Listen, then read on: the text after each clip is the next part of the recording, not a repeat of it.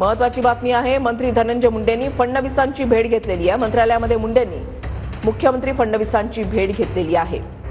Cabinet बैठकीसाठी धनंजय मुंडे हे आलेले होते। कॅबिनेट बैठकीमध्ये सहभागीही झालेले होते आणि तिथून बाहेर पडल्यानंतर त्यांनी माध्यमांना प्रतिक्रिया सुद्धा दिली। मात्र दरम्यान धनंजय मुंडेंनी मंत्रालयामध्ये मुख्यमंत्री फडणवीसांची भेट घेतलेली आहे। आज फडणवीस आणि अजित पवार यांची भेट होणार आहे, बैठक होणार आहे अशी माहिती मिळते। काल अंजली दमानिया यांनी अजित पवार यांना भेटून काही पुरावे जे आहेत मुंडेंच्या विरोधातले ते दिलेले आहेत आणि त्याचा उल्लेख सुद्धा धनंजय मुंडे यांनी माध्यमांशी बोलत असताना केलेला आहे की काही कागदपत्र दमानियांकडून अजितदादांना देण्यात आलेली आहेत अशी माहिती त्यांच्याकडून देण्यात आली। मात्र मी राजीनामा द्यावा की नाही याबाबत मुख्यमंत्री आणि अजित पवारांनीच बोलावं अशी आपली इच्छा असल्याचं त्यांनी या ठिकाणी म्हटलंय। माझी राजीनाम्याची मागणी कुणी आतापर्यंत केलेली नाही।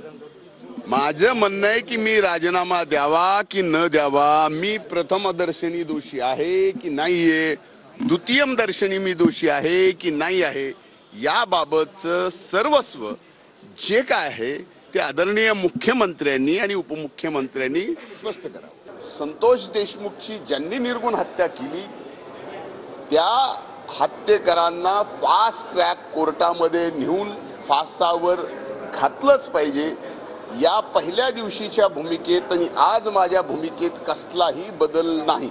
आता एवढं जर संदीप क्षीरसागरांना माहीत असेल, आणखीन कुणाला जे काही माहीत असेल, याचा अर्थ मी असं समजतो की त्यांचे आणि त्या आरोपीचे कुठेतरी आता संबंध आहेत आणि ते संबंध असल्याशिवाय ही माहिती त्यांना मिळू कशी शकते?